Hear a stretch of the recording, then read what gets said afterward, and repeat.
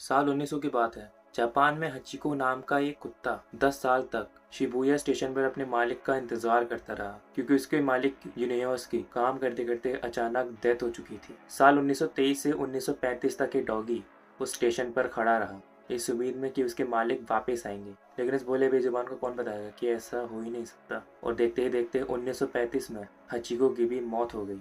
एक पुरानी कहावत है, वफादारी सीखनी है तो कुत्ते से सीखो। वो एकदम सच है। इंसान धोखा दे सकता है, लेकिन ये कुत्ते नहीं दे सकते। लेकिन एक बात सोचने वाली है कि धरती पर इतने सारे जानवर हैं, इतने बड़े बड़े इतने छोटे छोटे जानवर हैं, तो इतने सारे जानवरों में से सिर्फ कुत्ते ही क्यों इंसानों के इतने अच्छे दोस्त बने? कैसे ये रिश्ता इतना लंबा चला और इतनी बॉन्डिंग मजबूत कैसे बनी? ये बात भी सच है कि कुत्ता खुद से पहले अपने मालिक की सोचता है। चाहे आज का इंसान ले लो या आज से 100 या 200 साल पहले का, कुत्ते बढ़िया ही थे। आज से करीब 15,000 या 14,000 साल पहले कुत्तों के पूर्वज ये भेड़िए हुआ करते थे। जो कुत्ते आप आज के समय देखते हो ना, वो उन्हीं भेड़ियों के वंशीज हैं जो हमारे सामने हैं।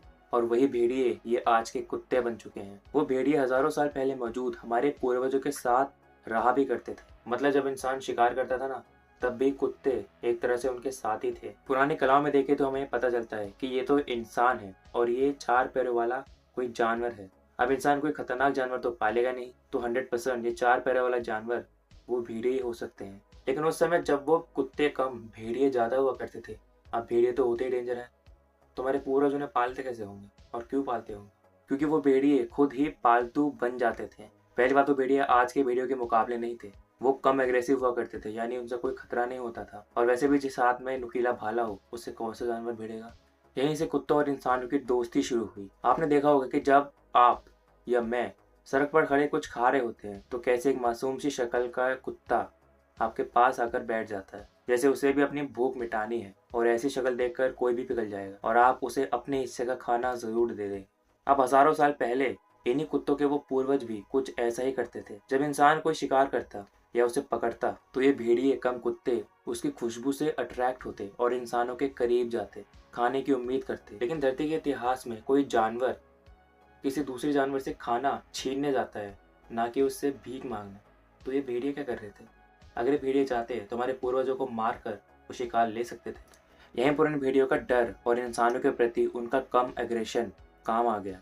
वो इंसान उन भेड़ियों को खाना देने लगी और वो खाना खाने लगे, और यही साइकिल रिपीट होती गई। अब वो भेड़िए कोई बड़े जानवर तो नहीं पकड़ पाते, लेकिन छोटे मोटे जानवर जरूर निपटा सकते थे। तो यहाँ इस बॉन्डिंग से इंसान और भेड़िए दोनों को फायदा था। और नेचर में तो हर एक जानवर पहले अपना फायदा देखेगा, उसके बाद दूसरे का। कि वो भेड़िए और वो इंसान साथ में काम करने लगे, सेफ्टी, खाना खिलाना सब था। दिमाग पर इतना गहरा असर होने लगा कि उन भेड़ियों कम कुत्तों ने एक कमाल की एबिलिटी डेवलप कर ली। वो इंसानों के फेशियल एक्सप्रेशंस और इशारों को समझना सीख चुके थे। यही चीज आज के कुत्ते में भी है। किसी और जानवर की तुलना में कुत्ते इंसान के जेस्टर्स, वोकल्स, टोन्स और एक्सप्रेशंस को अच्छे से समझ सकते हैं। साइंटिस्ट के हिसाब से जब आप कुत्तों की आंखों में देखते हो, तो आप दोनों का ही दिमाग ऑक्सीटोसिन लव हार्मोन रिलीज करता है, जैसे एक माँ और बच्चे के बीच प्यार हो जाए। प्रकृति में ये कमाल की और अजीब बात है कि कैसे दो अलग प्रजाति के जानवर इतनी अच्छी बॉन्डिंग बना सकते हैं, वो भी ऑक्सीटोसिन के साथ। अगर आपके पास कोई पेट डॉग है, तो एक बात जान लीजिए कि उनके पास 300 मिलियन रिसेप्टर्स वाली नाक है, जो किसी बीमारी का भी पता लगा सकती है। और उसमें 2-3 साल के बच्चे जितना दिमाग भी है। ये कुत्ते किसी भी इंसान से बेहतर आपको इमोशनल सपोर्ट दे सकते हैं। आपके डिप्रेशन या आपके किसी दिमागी बीमारी में आपकी मदद कर सकते हैं। और अगर एक बार ये डॉग या डॉगी आपसे प्यार करने लगे, तो आपको कभी नहीं छोड़ेगा। B scientific, be curious and thanks.